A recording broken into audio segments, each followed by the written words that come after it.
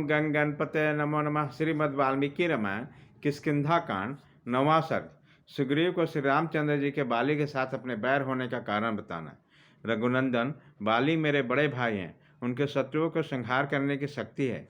मेरे पिता रक्षरा रजा उनको बहुत मानते थे। बैर से पहले मेरे मन में भी उनके प्रति आदर का भाव था। पिता की मृत्यु के पश्चात मंत्रियों ने उन्हें जेठ समझकर बानरों का राजा बनाया। वह सबको बड़ा प्रिय था, इसलिए किष्किंधा के राज पर प्रतिष्ठित किए गए।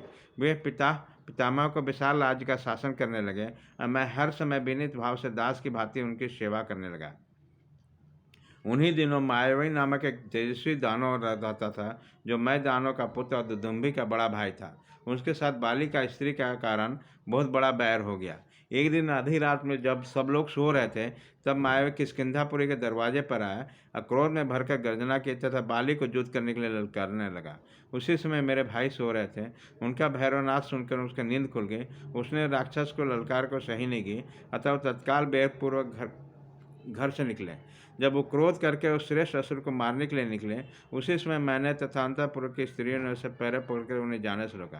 परंतु महाबली बाली ने हम सबको हटाकर निकल पड़े और मैं भी स्नेहवश बाली के साथ बाहर निकला। तब उस असुर ने मेरे भाई को देखा और कुछ दूर पर खड़े हुए मेरे ऊपर भी उसकी दृष्टि पड़ी। फिर तो भय से थर्रा उठा और बड़े जोर से भागा। उनके भयभीत होने के भागने पर हम दोनों भाइयों ने बड़ी तेजी से उसका पीछा किया। उस समय उदित हुए चंद्रमा ने हमारे मार्ग को प्रकाशित कर दिया था। आगे जाने पर धरती में एक बहुत बड़ा बिल था, जो घास फूस से ढका हुआ था। उसमें प्रवेश करना कठिन था। वह असुर बड़े बेग से उस बिल में जा घुसा। वहां पहुंचकर हम दोनों ठहर गए। शत्रु के बिल के अंदर देखा, बाली के क्रोध की सीमा नहीं रही। उसकी सारी इंद्रियां क्षुब्ध हो गई और वे मुझसे इस प्रकार बोले, सुग्रीव, जब तक मैं इस बिल के भीतर प्रवेश करके शत्रु को मारता हूँ, तब तक तुम आज इसके दरवाजे पर सावधानी से खड़े रहो। यह बात सुनकर मैंने शत्रुओं को संताप देने वाले बलि से स्वयं भी साथ चलने के लिए प्रार्थना की, किंतु वे अपने चरणों का सौगंध दिलाकर अकेले ही बिल में घुस गए। बिल के भीतर गए हुए 1 साल से अधिक समय बीत गए और बिल के दरवाजे पर खड़े खड़े मेरा भी उतना समय निकल गया। मैंने जब इतने दिनों तक मुझे भाई का दर्शन नहीं हुआ, तब मैंने समझा कि मेरे भाई इस गुफा में ही कहीं खो गए। उसी समय भारतीय स्नेह के कारण मेरा हृदय व्याकुल हो उठा। मेरे मन में मारे जाने की शंका होने लगे। तदंतर दीर्घकाल के पश्चात उस बिल से सहसा फेन सहित खून की धारा निकली। उसे देखकर मैं बहुत दुखी हो गया। इतने में गरजते असुरों की आवाज़ भी मेरे कान में पड़ी। युद्ध में लगे हुए मेरे बड़े भाई भी गर्जना कर रहे थे, किंतु उसकी आवाज़ मैं नहीं सुन रहा था। इन सब चिन्हों को देखकर बुद्धि द्वारा विचार करने पर मैं इस निश्चय पर पहुंचा कि मेरे बड़े भाई मारे गए हैं। फिर तो गुफा के दरवाजे पर मैंने पर्वत के समान एक पत्थर पर चटा रख दी और उसे बंद करके भाई को जलांजलि देकर शोक से व्याकुल हुआ मैं किष्किंधापुरी लौटवा। सखे, यद्यपि मैं इस यथार्थ बात को छिपा दिया था, तथापि मंत्रियों ने यत्न करके सबसे सुन लिया और उन सबने मुझे राज्य की अभिषिक्ति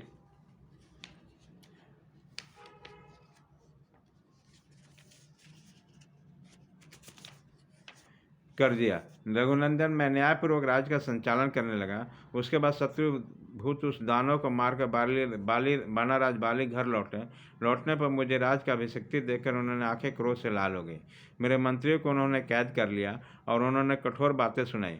रघुवीर, यद्यपि मैं स्वयं भी उस पाप को कैद करने में समर्थ था, तो भी भाई के प्रति गुरुभाव होने कारण मेरी बुद्धि में ऐसा विचार नहीं हुआ।